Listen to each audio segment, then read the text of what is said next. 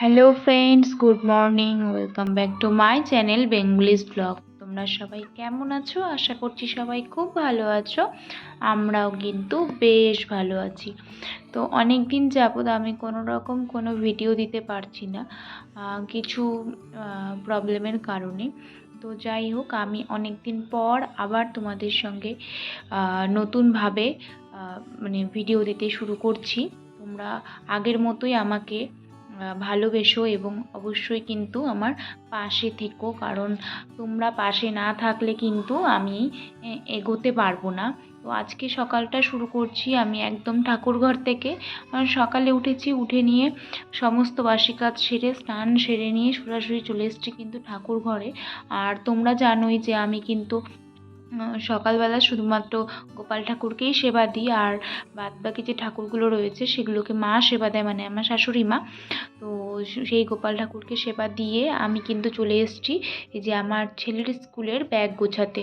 ওর যেহেতু স্কুল আছে, তো কী হয় বলো তো, স্কুল যাওয়ার আগ দিয়ে গুছিয়ে রাখলে না, মানে গুছোতে নিলে না তখন খুব দেরি হয়ে যায়। ছেলেকে রেডি করাবো নাকি স্কুলের ব্যাগ গোছাবো নাকি টিফিনটা দেবো। তো সেই জন্য আমি কী করি, যদি ওর সকালে টিউশন না থাকে তো সকাল সকাল ওর স্কুলের সব যাবতীয় ওর যা যা লাগবে সমস্তটা কিন্তু আমি হাতের কাছে একদম গুছিয়ে রাখি, যাতে করে পরে আমাকে অত তাড়াহুড়োর মধ্যে আর কি কাজ করতে না হয়। তো দেখো, স্কুলের ব্যাগটাকে ভালো করে গুছিয়ে নিয়ে তারপরে এই যে জামা কাপড়গুলোকে ভালো করে রেখে দিচ্ছি। কারণ কি হয় জানো, আর বেলটাও ভরে রাখছি প্যান্টের মধ্যে, কারণ ওই তাড়াহুড়োর সময় না, কারণ কি বলো, তোমরা জানোই যে আমি যেহেতু দোতলায় থাকি, তো সেই জন্য এই কাজগুলো যদি এখন না করে যাই না, তো পরে কি হয় বলো তো, নিচে গেলে না আর আসা যায় না। কারণ নিচে রান্না বান্না সেরে ছেলেকে খাইয়ে তারপরে যখন ওকে স্নান টান করাতে এসে স্কুলের জন্য রেডি করাতে আসি না, তখন মনে হয় এগুলো কাজ আগে করে রাখলেই ভালো হতো। তো সেই জন্য আমি সমস্ত কাজ যেগুলো যেগুলো আমার দরকার ছিল সেগুলো সব করে নিয়ে চলে এসেছি নিচে। নিচে এসে দেখছি যে মা ভাত বসিয়ে দিয়েছে, আর তোমাদের দাদাভাই বাজার থেকে আজকে নিয়ে এসছে হচ্ছে ডিম। তো মা ডিম খায় না, তো সেই জন্য মার জন্য নিয়ে এসেছিলো এই যে দেখো পাবদা মাছ। তো আমি এখন এই পাবদা মাছগুলোকে ভালো করে ধুয়ে নিয়ে লবণ হলুদ আর তেল মাখিয়ে পাবদা মাছগুলোকে কিন্তু ভেজে নিচ্ছি। ভেজে ভেজে নিয়ে তারপরে ছেলেকে ভাত খাইয়ে দেবো, ভাত খাওয়ালে ভাত খাইয়ে তারপরে স্কুলে পাঠিয়ে দিয়ে তারপরে আমি আমার সমস্ত রান্নাবাড়ির কাজ শুরু করবো। আর কি বলতো, এই পাবদা মাছগুলো না অনেক ফোটে, তেল মাখিয়ে নিয়েছি তাও কিন্তু ফুটছে জানো তো, ভীষণ ভয় করছিল। তো যাই হোক, একটু দূর থেকেই ছাড়ছিলাম, ছেড়ে নিয়ে তারপরে যে দেখো একদম গ্যাসের ফ্লেম একদম বন্ধ করে দিয়ে তারপরে কিন্তু আমি মাছ ভাজাটা তুলে নিলাম। আর এদিকে দেখো আমি ডিমগুলোও সেদ্ধ বসিয়ে দিচ্ছি, দেখলাম অনেকটাই হাতে সময় রয়েছে, তো কাজ কিছুটা আগে এগিয়ে রাখি। তো দেখো এই যে ছেলেকে রেডি করে দিয়েছি, ছেলে কিন্তু এখন চলে যাবে একদম স্কুলে। তো স্কুলের বাসও চলে এসছে, আর এদিকে দেখছি তোমার দাদাভাইও চলে এসছে। তো ওকে স্কুলে পাঠিয়ে দিয়ে তারপরে কিন্তু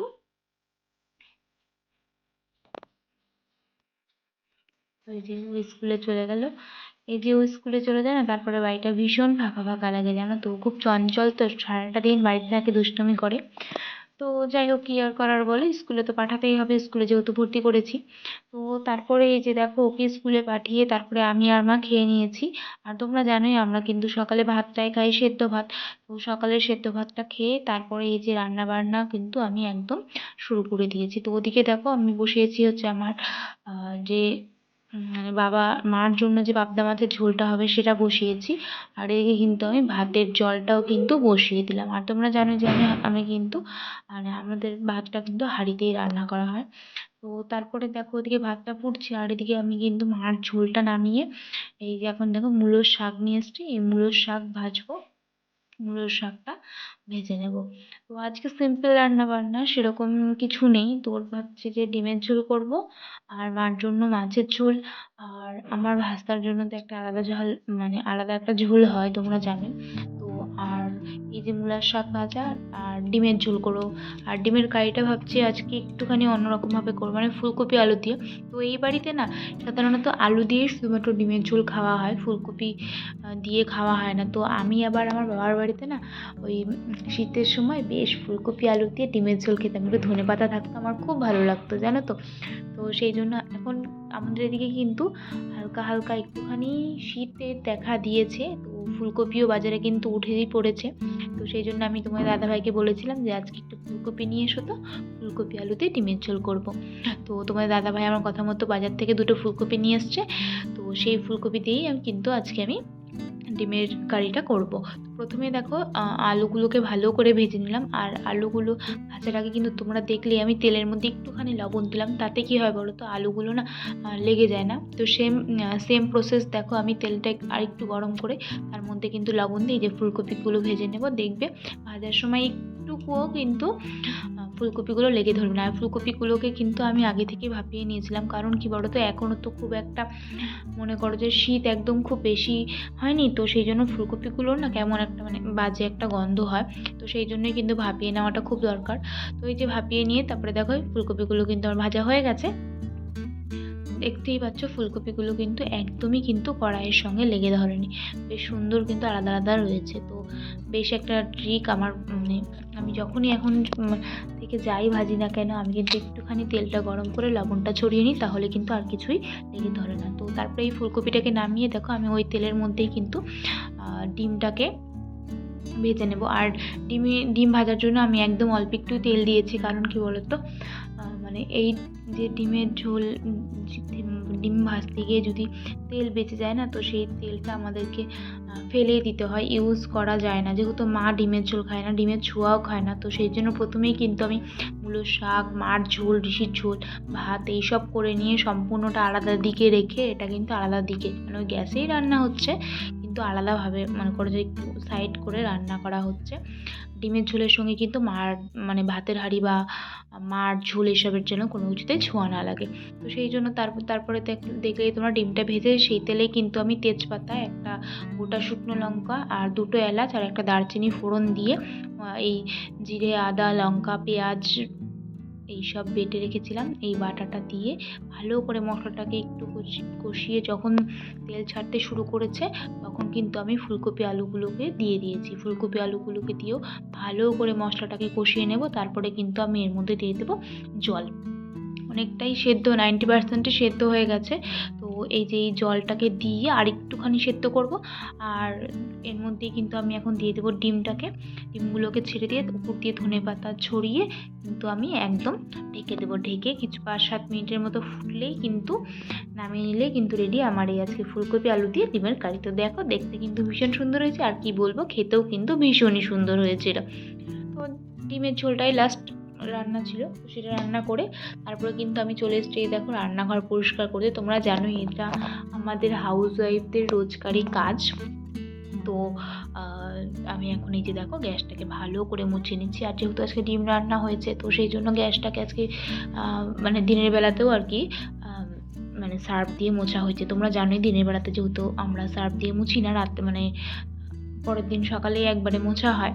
তো আজকে যেহেতু ডিম রান্না হয়েছে, যেহেতু মা ডিমের ছোঁয়া খাবে না, সেই জন্য কিন্তু গ্যাসটাকে দুপুরেই কিন্তু আমি সার্ফ দিয়ে মুছে রেখেছি।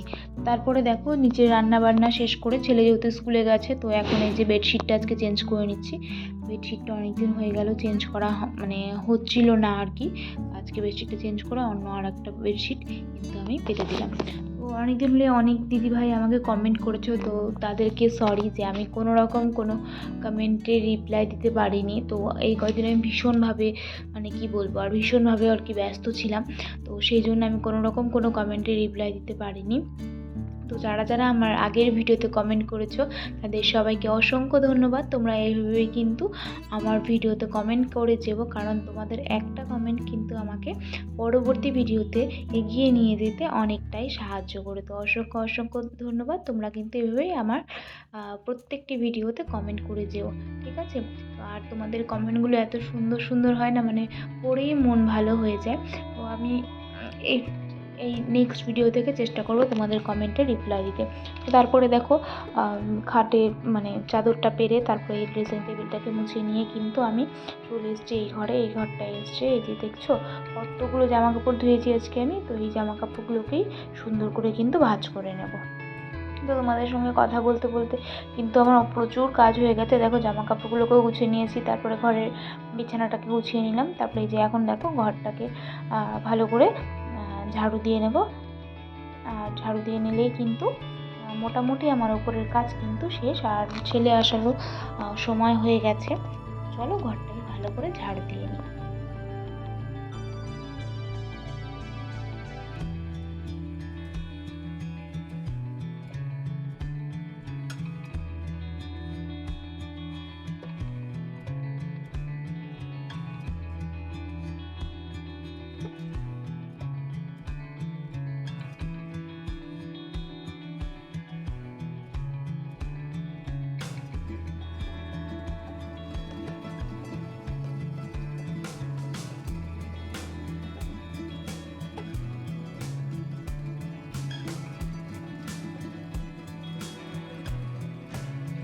হ্যালো বন্ধুরা, তো আমার সমস্ত কাজ কমপ্লিট হয়ে গেছে, রান্না হয়ে গেছে আর ঘরটাও ঝাড় দেওয়া হয়ে গেছে। তো এখন ছেলে আসবে, ছেলেকে নিতে যাব, রাস্তায় গাড়ি আসবে।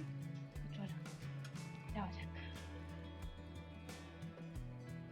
এই যে চলে এসছে ও স্কুল থেকে, ওকে বাস থেকে নামিয়ে নিয়ে আসলাম। এখন ওকেই ওর জামা কাপড়গুলো ছাড়িয়ে দিয়ে হাত মুখ ধুইয়ে খাইয়ে দাইয়ে দিয়ে ঘুম পাড়িয়ে দেবো, তারপরে কিন্তু আমরাও খেয়ে নেব। তো হ্যালো ফ্রেন্ডস, তো এখন আমার দুপুরের খাওয়া দাওয়া সব কমপ্লিট হয়ে গেল। তো আজকে দুপুরের লাঞ্চটা তোমাদের সঙ্গে শেয়ার করা হয়নি। আজকে দুপুরের লাঞ্চের মেনু ছিল হচ্ছে ডিমের ঝোল করেছিলাম ফুলকপি আলু দিয়ে, আর হচ্ছে মূলার শাক ভাজা আর পেঁয়াজের ডাল দিয়ে বড়া। তো এই ছিল আজকে আমাদের খাওয়া দাওয়া। তো খাওয়া দাওয়া কমপ্লিট করে এখনই উপরে আসলাম। এখন একটুখানি শোবো, নাহলে আর ভালো লাগছে না। দেখা হচ্ছে তোমাদের সঙ্গে আবার সন্ধ্যাবেলা। ততক্ষণ পর্যন্ত টাটা। হ্যালো ফ্রেন্ডস, দেখা হচ্ছে আবার সন্ধ্যাবেলায়। তো এখন আমি দেখো সন্ধ্যা দিয়ে নিচ্ছি, আর গোপালের সন্ধ্যার সেবাটাও মানে রাতের সেবাটাও দিয়ে নেব। দিয়ে নিয়ে কিন্তু এখন ওকে আমি ঘুম পাড়িয়ে দেবো। আর দেখছো লাইটিংগুলো জ্বলছে, তো যেহেতু কালী পুজো মানে ছিল তখন আর কি, তো সেই জন্য কিন্তু লাইটিংগুলো লাগানো হয়েছিল। তো এখনও আছে, খুলিনি। তো দেখো আমার গোপুর হচ্ছে সেবা নেওয়া হয়ে গেছে। তো এখন কিন্তু আমি ওর জামা কাপড়গুলো ছাড়িয়ে মানে জামাটা ছাড়াবো না, জামাটা আমি ওকে যেটা দুপুরে স্নান করিয়ে পড়াই সেটাই ও থাকে। তো পরের দিন ওকে আমি একবারে চেঞ্জ করিয়ে দিই। তো এখন দেখো ওর বিছানাটা গুছিয়ে নিয়ে ওই যে ওনাকে কোলে করে নিয়ে আদর করে ঘুম পাড়িয়ে দেবো। তো আর পাশেই বসেছিল ছেলে, তো ও বলছিল যে মা গপুকে আমিও ঘুম পাড়াবো। তো সেটাই বলছিলাম যে না বাবা, তুমি এখনও ছোটো। তো আজকের ভিডিওটি এ পর্যন্তই রাখছি। দেখা হচ্ছে তোমাদের সঙ্গে পরবর্তী ভিডিওতে। ততক্ষণ পর্যন্ত তোমরা সবাই খুব ভালো থেকো। টাটা, রাধে রাধে।